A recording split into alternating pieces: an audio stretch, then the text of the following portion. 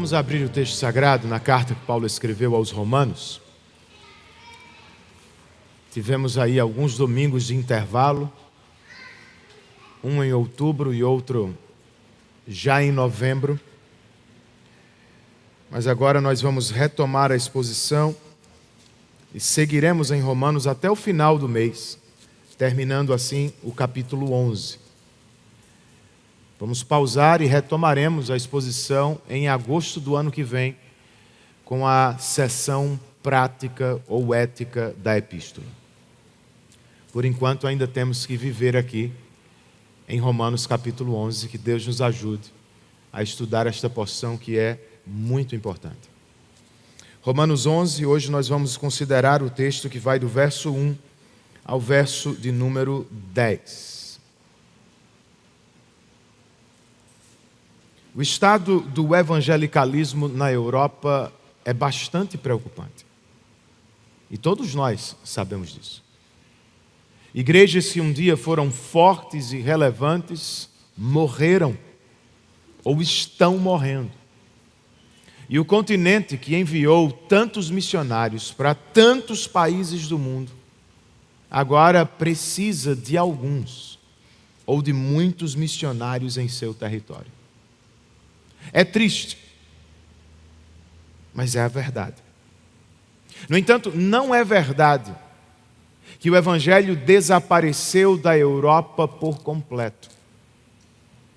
Anos atrás eu tive o privilégio de cultuar com centenas de irmãos de diversos países da Europa em uma reunião como essa.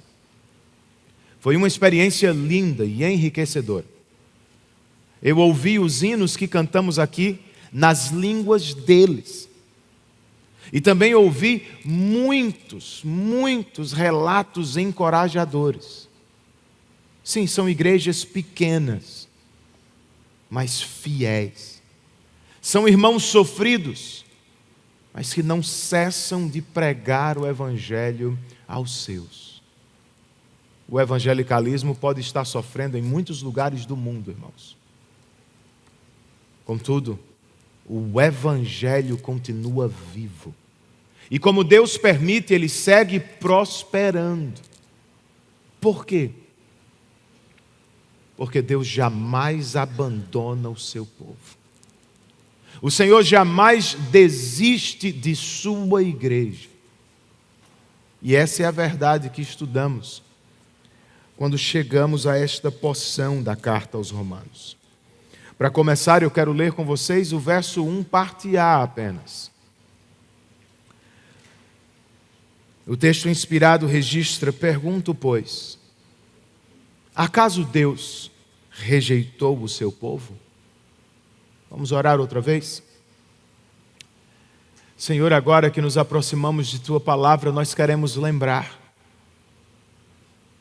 Não se trata de qualquer livro. Estamos diante de Tua palavra que é viva e eficaz, que é mais cortante do que qualquer espada de 2 gumes, e que, portanto, pode nos alcançar nos lugares mais escondidos da alma. Tu sabes como chegamos aqui, e Tu sabes como precisamos de Tua voz. Por isso, Espírito, nós rogamos por Tua assistência e nós Te pedimos humildemente: fala conosco na palavra. É o que oramos em nome de Jesus. Amém.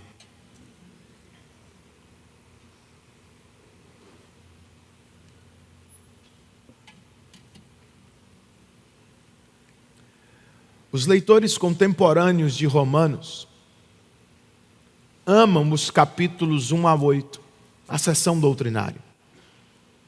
Também amam os capítulos de 12 a 16, a seção mais prática ou de aplicação. Os mesmos leitores, no entanto, às vezes se esquecem que o assunto dos capítulos 9, 10 e 11 era urgente para a igreja de Roma. Na verdade, era urgente para a igreja do Novo Testamento. Crentes, judeus e gentios se perguntavam constantemente o que aconteceu com Israel. Por que tantos judeus rejeitaram o Salvador que lhes fora prometido? Por que os judeus se tornaram a minoria do povo de Deus, enquanto os gentios vinham em massas?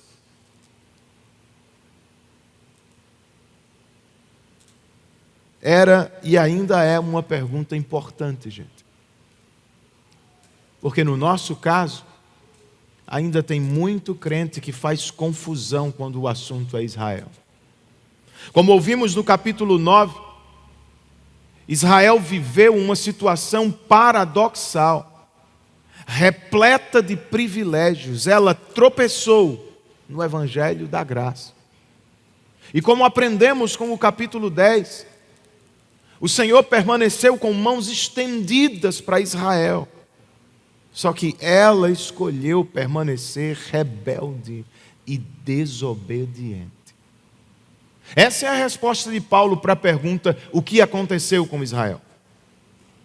A de Deus, porém, para a igreja de Roma e para a igreja de todos os lugares e tempos é: eu ainda tenho um povo. E eu jamais vou desistir do meu povo. Essa é a verdade do texto. E a partir dela nós precisamos pensar sobre como interpretar então o que acontecia com Israel nos dias de Paulo e o que acontece com tantos que se dizem crentes ou com tantos que um dia se diziam crentes e agora parecem não ser mais. Como lemos o estado atual da igreja? O que aconteceu com aqueles que foram, com aqueles que rejeitaram o Evangelho? Bem, Paulo explica o estado atual da igreja aqui com duas respostas. A primeira delas é: Deus sempre tem um remanescente. Tenham calma, Deus sempre terá um remanescente. Voltando ao verso de número 1, o apóstolo pergunta: acaso Deus rejeitou o seu povo? E ele mesmo responde: de maneira nenhuma. Essa era a pergunta de tantos crentes, diante da oposição e perseguição dos judeus. Será que Deus rejeitou o seu povo? A resposta do apóstolo é: não. Deus não rejeitou o seu povo. Essa é a proposição do parágrafo. É o ensino do apóstolo. Deus não rejeita o seu povo. Mas como é que se prova isso, gente? Argumentando do menor para o maior, Paulo começa com uma prova pessoal. Verso 1, parte B.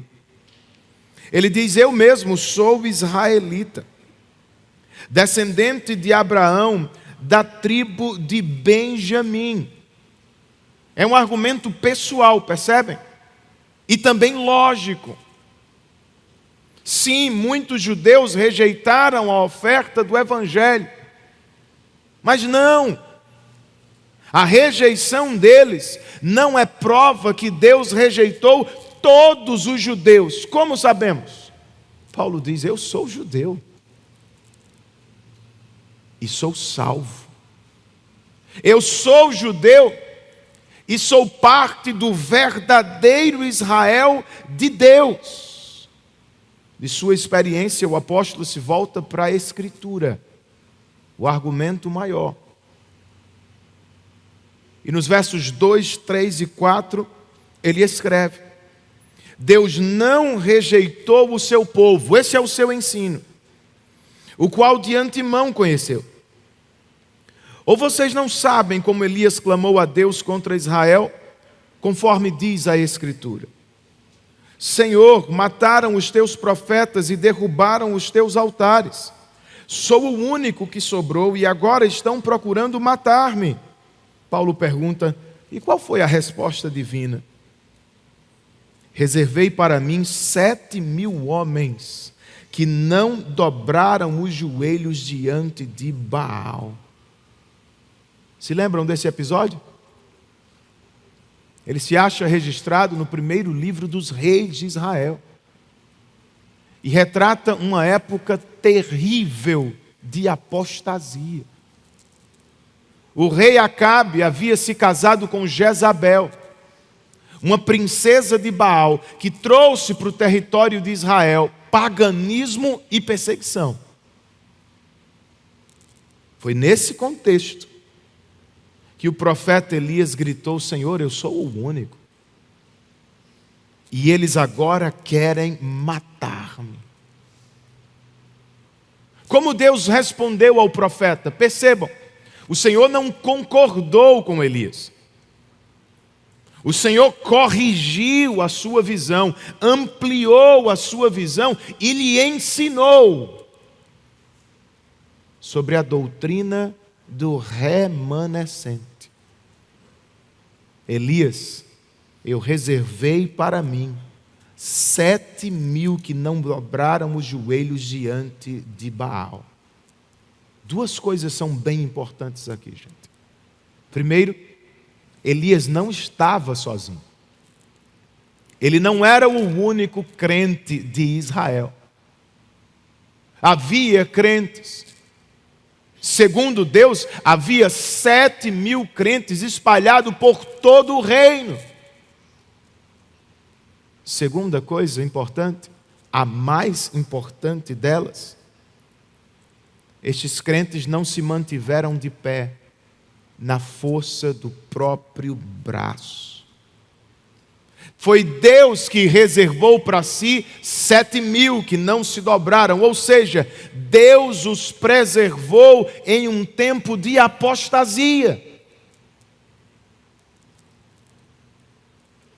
E louvado seja o Senhor, é o que acontece até hoje. Acompanhe comigo os versos 5 e 6, a aplicação de Paulo. É o seu comentário sobre isso. Assim, hoje também há um remanescente escolhido pela graça. E se é pela graça, já não é mais pelas obras. Se fosse a graça, já não seria mais graça. Para os crentes que se perguntavam sobre o povo de Deus, essa é a resposta de Paulo agora. O verdadeiro Israel de Deus, o Israel espiritual, feito de gentios e judeus, de todos os tempos, nasce e permanece de pé pela graça. É o remanescente do Senhor. Ele existe pela graça. E mesmo em tempos de crise espiritual, ele permanece de pé, não pelas obras, mas pela graça. Talvez seja o que precisamos ouvir nesta noite. Fazendo uma aplicação mais corporativa, coletiva. Como lidamos com a tristeza com a igreja do Senhor? Ou será que Elias foi o único? Ou será que você nunca se pegou triste com a igreja do Senhor? É claro que sim, todos nós já vivemos isso. Às vezes ficamos tristes com a igreja local, que se afasta do Evangelho, ou que não vive de maneira tão bela como deveria viver. Às vezes ficamos tristes com a igreja denominacional, que se resume ao apego às tradições e não necessariamente a uma vida espiritual que frutifica. Às vezes ficamos tristes com a igreja nacional, a igreja do Brasil. Independentemente das denominações, A igreja brasileira está misturada a paganismo e tantas coisas ruins. Às vezes ficamos tristes com a igreja global. Em alguns lugares do mundo ela parece estar quase desaparecendo.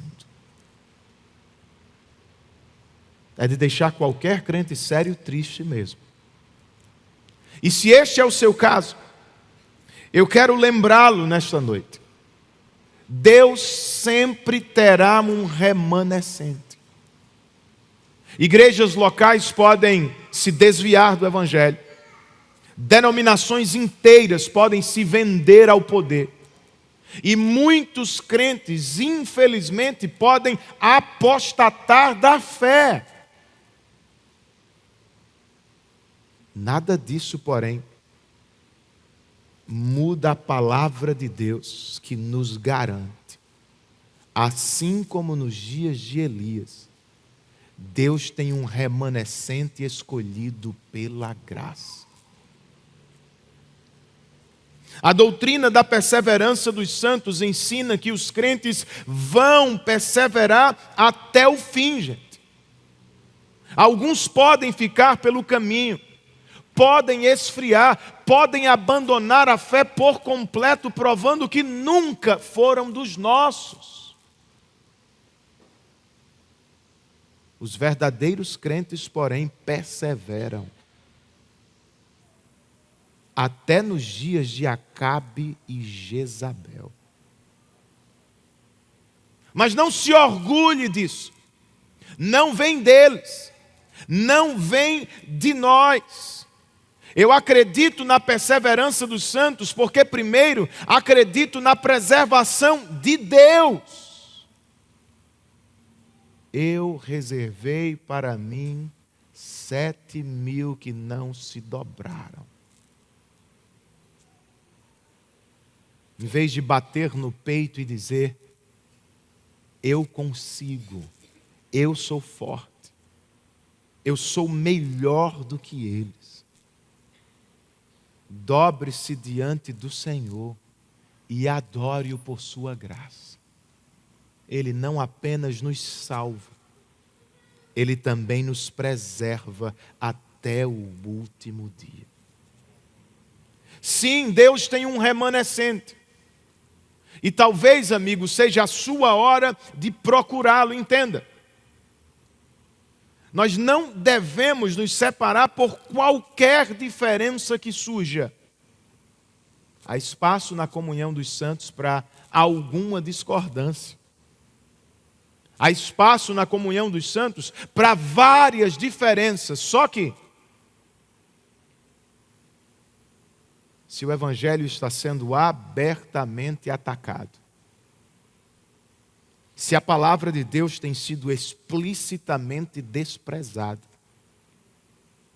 se o Evangelho está desaparecendo do púlpito e da vida da igreja, por mais triste que seja, é hora de sair e de procurar o remanescente escolhido de Deus.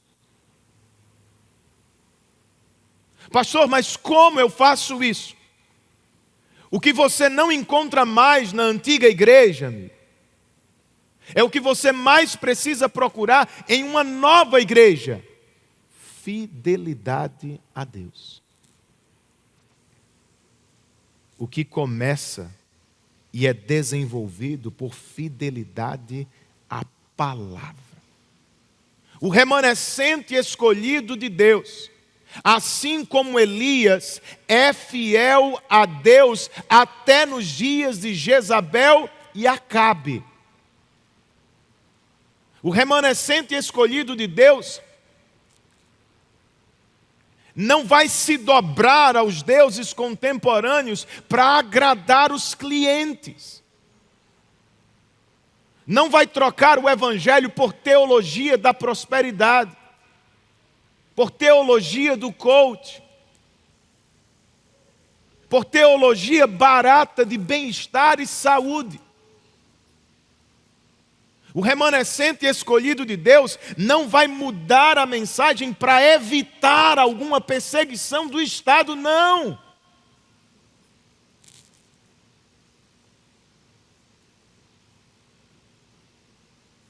remanescente pode ficar bem pequenininho. E pode até morar nas cavernas. Mas ele permanece fiel à palavra de Deus. É pelo que precisamos procurar nos nossos dias. Fidelidade à palavra de Deus. Falando agora de maneira mais pessoal ou individual, como é que você lida com a solidão? Ou talvez eu devesse dizer, com a sensação de estar sozinho. De novo, todos nós já passamos por isso. Em alguns momentos da vida, todos nós pensamos ou dissemos coisa do tipo: ninguém na igreja nos vê. Ninguém nos percebe, ninguém nos ama, ninguém aparece para nos servir ou nos ajudar. Foi um pouco do que Elias viveu na caverna.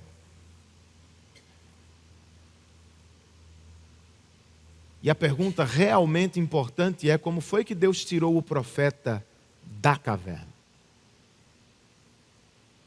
Como foi que Deus o arrancou daquela tristeza ou depressão? Primeiro, Deus falou com Elias. Deus corrigiu a avaliação que ele fazia da vida. E Deus encorajou o seu coração por meio da palavra. Entenda, é da palavra que nós mais precisamos na vida. E sim, você pode ler a Bíblia em casa e ouvir a voz de Deus. E se quiser ouvir a voz de Deus de maneira poderosa, se você quer experimentar a voz de Deus em alto som, só faça como Augusto Nicodemo sugere: leia em voz alta. Mas tem um detalhe, né, gente? Em dias de tristeza, de fraqueza espiritual, nem sempre nós conseguimos ler sozinhos. E é aqui que entra este encontro santo semanal. Alguém abre a palavra por você. Alguém se levanta e expõe o texto dizendo: assim diz o Senhor. E é por isso que nós não podemos negociar este ajuntamento. Querendo ou não, eu venho. Sentindo vontade ou não, você vem. Para obedecer à santa convocação do Senhor e para se colocar diante da voz de Deus que gera, restaura e nutre a vida espiritual no nosso coração. Deus fala conosco aqui. Jesus passeia no nosso meio todos os domingos. O Espírito ministra poderosamente aos nossos corações toda vez que a palavra de Deus é aberta, exposta e aplicada. Vem ouvir a voz de Deus. Como foi que Deus tirou o profeta da caverna? Além de falar ao profeta, Deus abriu os seus olhos para os outros 7.000 fiéis.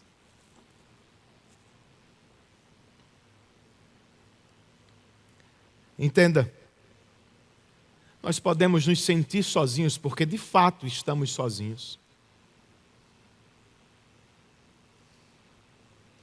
Ou nós podemos nos sentir sozinhos porque simplesmente nos isolamos do povo de Deus. Tinha 7.000 fiéis, mas Elias foi para a caverna, deixando até o seu servo para trás. Então sejamos sinceros. O que foi mesmo que aconteceu? Por que você se distanciou? Por que não está mais tão engajado? Porque seus amigos já não estão mais na igreja local. Porque às vezes você se sente um estranho entre nós.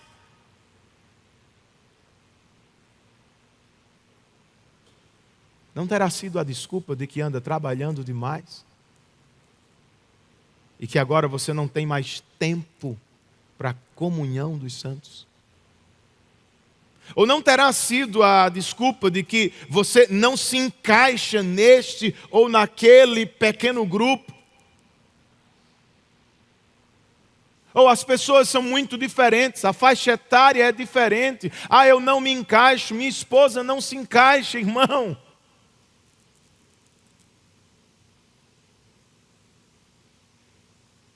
Os amigos do teu trabalho são legais, mas eles não falam a língua de Jerusalém.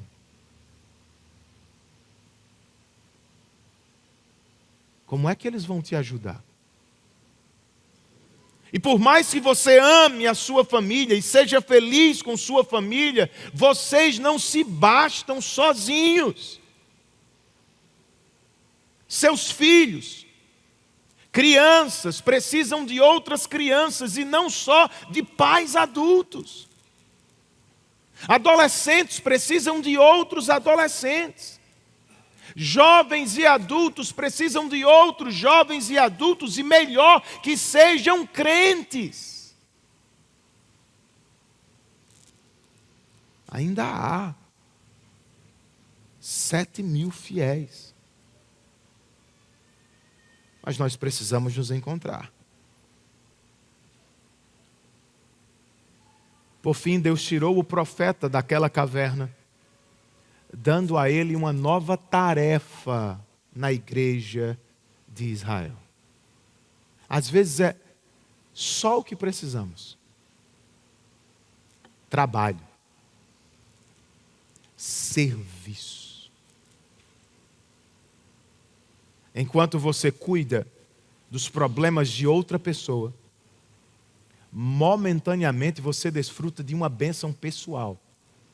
Você esquece dos seus problemas. Quem não amaria isso? Você passa o tempo todo pensando nos teus problemas e reclamando da vida e daquilo outro. Mas se você se envolve com outra pessoa, você percebe que outras pessoas estão sofrendo. E enquanto você cuida destas pessoas, você mesmo descansa. E à medida que você cuida de quem sofre, você também recobra a sanidade mental, a perspectiva de que você não está sozinho, como a sua alma costuma dizer. Da mesma forma que você se importa com irmãos, há irmãos que se importam com você. Mas nós precisamos viver em comunidade. Não dá para viver sozinho. Deus tem um remanescente. Não é uma pessoa, não. É um povo. Deus tem uma igreja e ela não morre em mim. Ela não está limitada a você. É um povo. E é com este povo que precisamos viver. Esta é a primeira explicação de Paulo para a pergunta: o que estava acontecendo com Israel? Ou qual era o estado do povo de Deus? Deus tem um remanescente em todos os tempos. A segunda explicação dele para a pergunta de vários crentes de sua época e para as perguntas que nós às vezes fazemos sobre Israel e sobre crentes que abandonaram a igreja é: as pessoas são inteiramente responsáveis diante de Deus. Verso 7.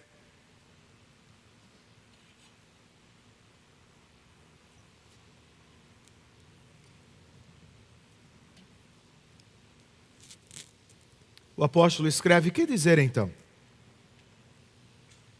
Israel não conseguiu aquilo que tanto buscava. Mas os eleitos o obtiveram. Os demais foram endurecidos.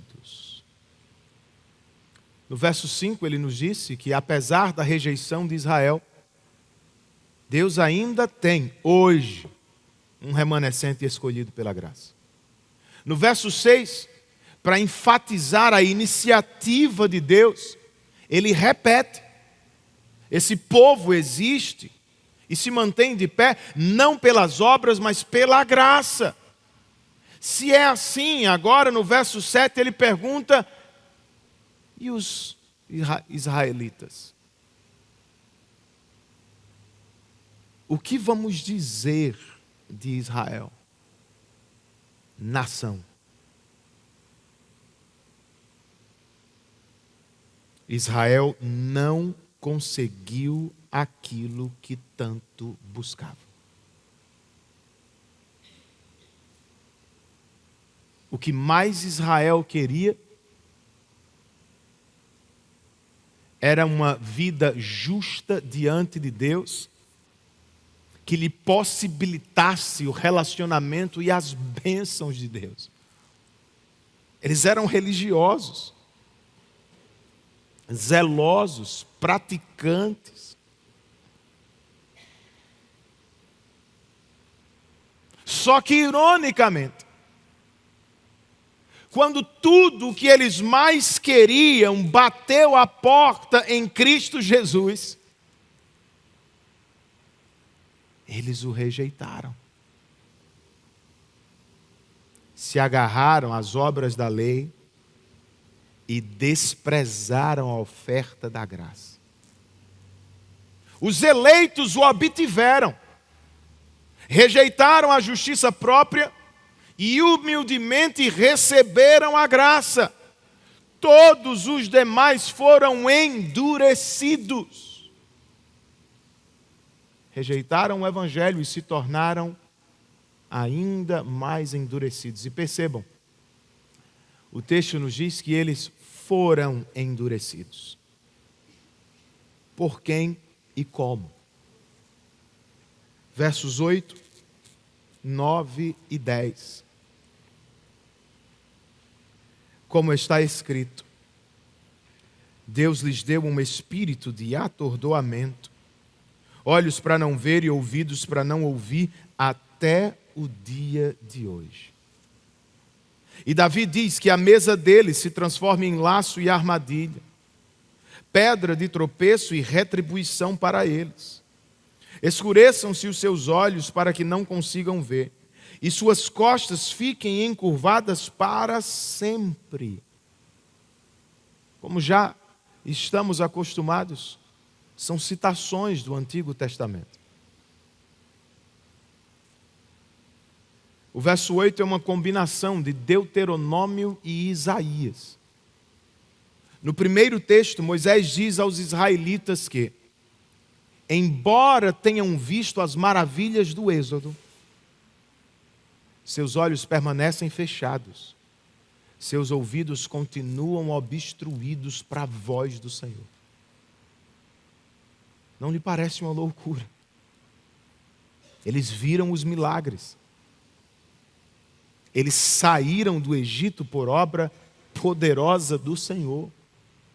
Ainda assim, espiritualmente falando, seus olhos estão fechados, seus ouvidos continuam obstruídos. No segundo texto de Isaías, o profeta nos diz que esta insensibilidade espiritual, esse atordoamento, é juízo de Deus para quem o rejeita. Já que vocês insistem, já que vocês não querem, já que vocês não se dobram, sejam ainda mais endurecidos. E segundo Paulo, isso é o que acontece até o dia de hoje. Para os seus dias, era como se ele estivesse dizendo, mais uma vez, os israelitas viram as maravilhas do Senhor em Jesus Cristo. E mais uma vez, eles preferiram rejeitar o Senhor. Os versos 9 e 10, por sua vez, vêm do Salmo 69. Um salmo imprecatório que Jesus aplicou a si mesmo. Por imprecatório, entenda, é uma oração do salmista pelo juízo de Deus sobre os seus inimigos. O curioso é que aqui em Romanos, Paulo inverte a aplicação.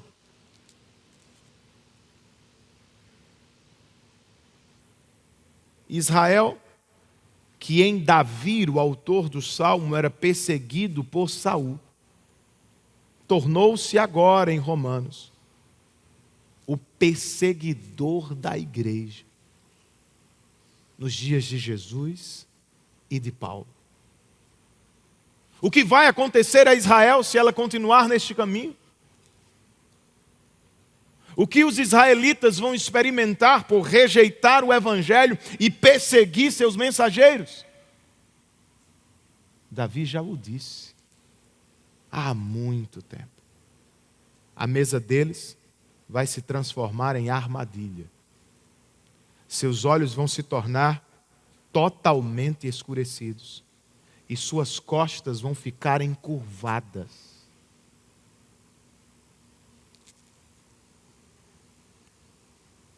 A mesa, como símbolo da bênção de Deus, vai desviá-los de Deus. Com o passar do tempo, seus olhos vão ficar tão insensíveis que não verão mais nada. E o resultado final desta vida de rejeição a Deus é o sofrimento eterno. Suas costas ficarão encurvadas para sempre. De novo, lembre-se.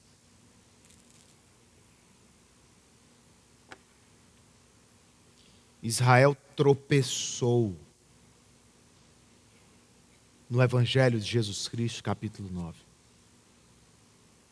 Israel não recebeu a justiça que vem de Deus em Cristo Jesus, capítulo 10. Israel desprezou a oferta da graça que lhe fora feito em Cristo Jesus, capítulo 11. O que é que Paulo está dizendo? Israel tem culpa no cartório. Os israelitas são inteiramente responsáveis, pois tendo tantos privilégios à sua disposição, já trabalhamos isso antes: culto, palavra, promessas, família da fé. Tendo tudo isso à sua disposição, e agora vendo o Messias em carne, eles preferiram rejeitá-lo. Isso não te assusta? Nem um pouquinho?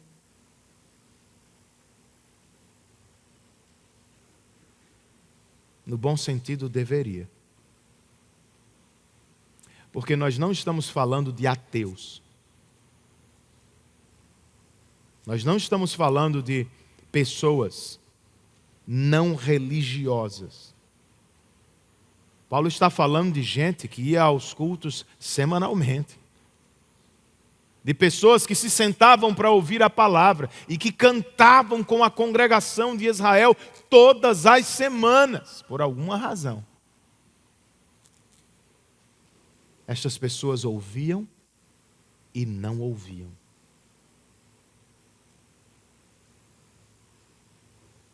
Tinham olhos para ver, mas não conseguiam fazê-lo. O que aconteceu com elas? E o que não pode acontecer comigo e com você?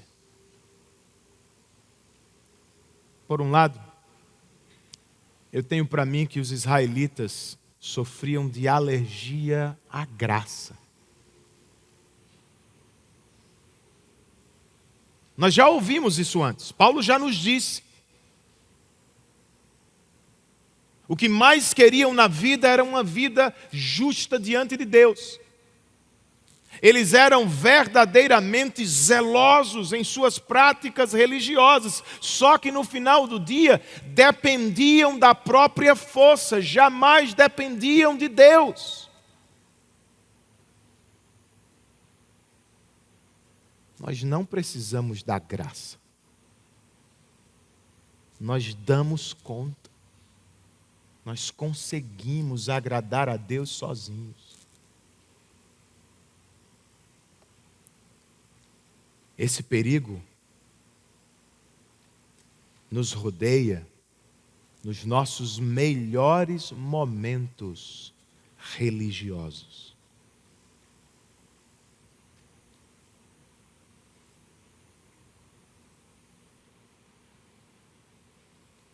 Você se sente tão santo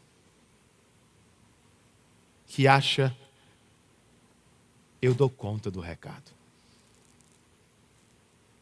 Deus tem que me abençoar porque eu sou o cara. Eu faço por merecer. Eu luto e venço o pecado sozinho. Bonzão. Por outro lado, eu acho que os israelitas ficaram um tanto quanto entorpecidos com as bênçãos de Deus. Viram as maravilhas do Senhor. Comiam da mesa do Senhor regularmente. Mas ao Senhor eles rejeitaram. De novo, não estamos livres disso, gente. Não apenas sofremos desta alergia natural à graça, nós também somos uma fábrica de ídolos. Se não guardarmos o coração, se não lutarmos contra o avanço do pecado, ídolos vão continuar nascendo. Nós somos craques no transformar bênçãos em deuses. Nós somos rápidos em trocar o doador por suas dádivas. E me permitam dizer isso. Talvez esta seja a explicação para o nosso estado atual de frieza espiritual, de sonolência espiritual, de insensibilidade espiritual. Quanto mais você rejeita a graça, menos você vence o pecado, irmão. E o que vai acontecer é, você vai cansar de lutar sozinho e de repente vai desistir por completo. Porque você acha que tem que lutar sozinho e que se você não vencer o pecado sozinho, você não é digno do Senhor.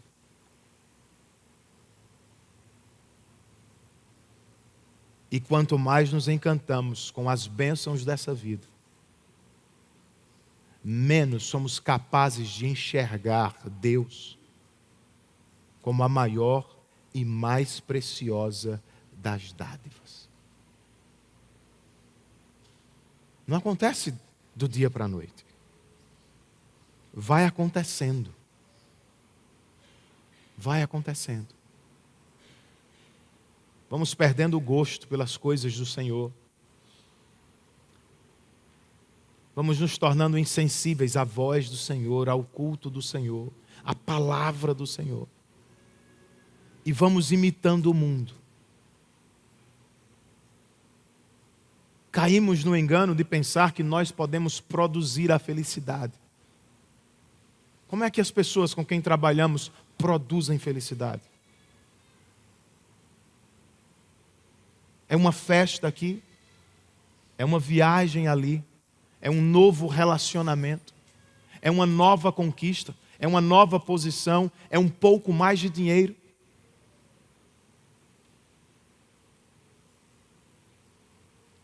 vocês sabem mais.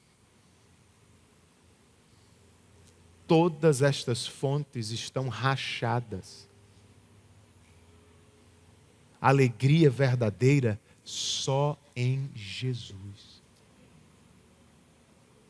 Pastor, mas eu estou exatamente assim, você está descrevendo a minha vida, eu me tornei insensível à graça, estou com os meus olhos voltados para as coisas do mundo, não vejo mais graça aqui, tem esperança para mim? Claro que tem. Obviamente não está em você, está em Deus. Ao início do texto vocês ouviram Paulo dizer que Deus não rejeita o seu povo. E que ele mesmo, o apóstolo Paulo, agora é parte deste povo. Sabe o que significa? Que se Deus pode salvar a Saulo, Deus pode salvar você. Se Deus pode transformar um perseguidor da igreja em um pregador do evangelho, Ele também pode transformar o teu coração de novo e de novo. Se o Espírito fizer nesta noite,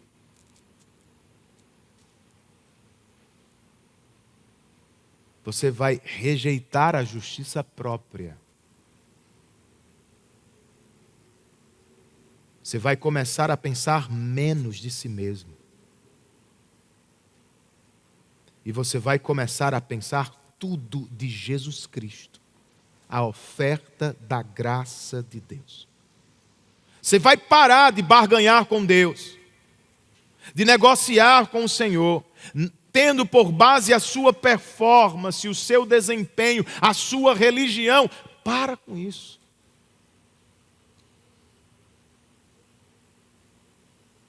Aproprie-se de Cristo Jesus.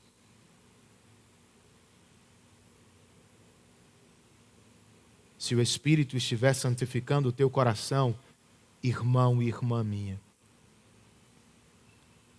prazeres, conforto, segurança, dádivas vão cair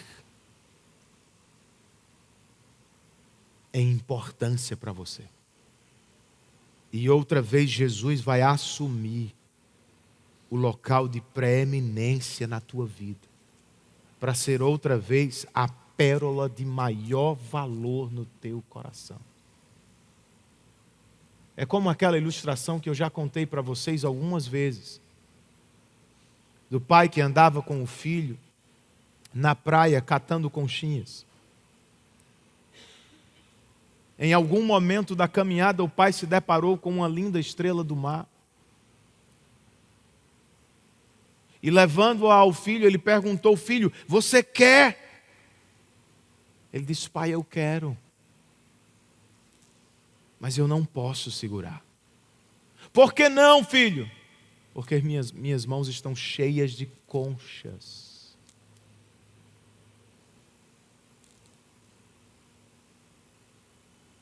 Para receber a oferta do Evangelho, você precisa abrir as mãos e deixar cair a justiça própria, a religião dos homens, o senso de que você consegue, que você pode.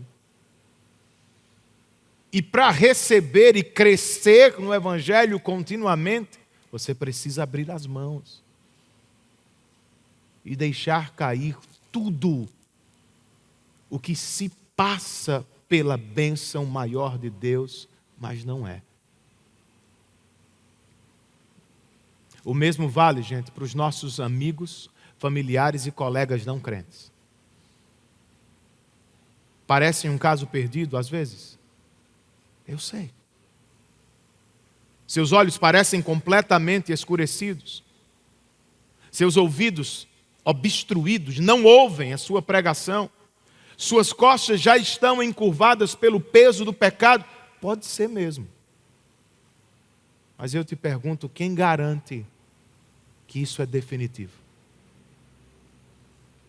Outra vez, se Deus pode salvar a Saulo, e transformá-lo em Paulo, Deus pode salvar a qualquer um. Pregue outra vez. Pregue todas as vezes que a oportunidade surgir. E ore ao Senhor, para que Ele dê aos seus olhos para ver, ouvidos para ouvir. É o que vai acontecer, gente. Olha a diferença que a teologia faz, ou que a boa teologia faz na pregação. Você pode pregar pensando que depende de você. E que as pessoas só vão responder se você conseguir articular o evangelho da melhor maneira possível. Ou você pode pregar confiando totalmente em Deus. Ele prometeu: eu não vou rejeitar o meu povo. Ele vai chamar e salvar todos os que lhe pertencem. Foi o que eu vi na Espanha anos atrás. E foi o que eu acabei de ver na igreja que agora é pastoreada pelo nosso irmão George. Se lembram de George? Casado com Rebeca, eram membros da nossa igreja. George está pastoreando uma pequena igreja presbiteriana na Flórida, nos Estados Unidos. Eu estive lá 2 anos atrás, pregando e participando de entrevistas que ajudariam George a chegar na igreja. E na ocasião, irmão, sinceramente a igreja me pareceu morta, ou no mínimo sonolenta. Nenhuma participação durante o culto. Pouquíssimo interesse na obra missionária do Senhor. Todo o trabalho da igreja estava sobre um único homem, um pastor de 70 anos. E os oficiais da igreja mais pareciam burocratas da denominação do que crentes que amavam a obra do Senhor. Por graça de Deus, George assumiu a igreja e recentemente eu estive com ele. Eu preguei no mesmo prédio, para as mesmas pessoas, mas a igreja estava muito diferente. Os irmãos cantavam alegremente, respondiam à pregação, participaram da aula dominical, fizeram perguntas sobre missões. Eu vi rostos novos no auditório. Se você me perguntar o que é que George fez, só o que a gente faz aqui. Assim diz o Senhor. A vida espiritual vem pela proclamação da palavra de Deus, quando é acompanhada pelo poder do Espírito. Já se perguntou o que é que Deus está fazendo no mundo? Já se perguntou com que obra você deveria se envolver no mundo? Irmãos, vocês sabem disso. Não tem nenhum outro grande evento, a não ser o retorno de Cristo Jesus. Sabe o que é que o Senhor está fazendo neste espaço de tempo entre a primeira vinda e a segunda vinda do Senhor? Deus está chamando o seu povo. Deus está treinando o seu povo. Deus está preparando o seu povo para este grande encontro. Nenhum dos que Jesus recebeu do Pai se perderá. Ou você está ouvindo a voz dele e se aproximando, ou você está proclamando a voz dele, chamando os que pertencem ao Senhor e edificando aqueles que já são do Senhor. Feche os seus olhos, curve a sua cabeça e faça uma oração respondendo aquilo que você ouviu nesta noite.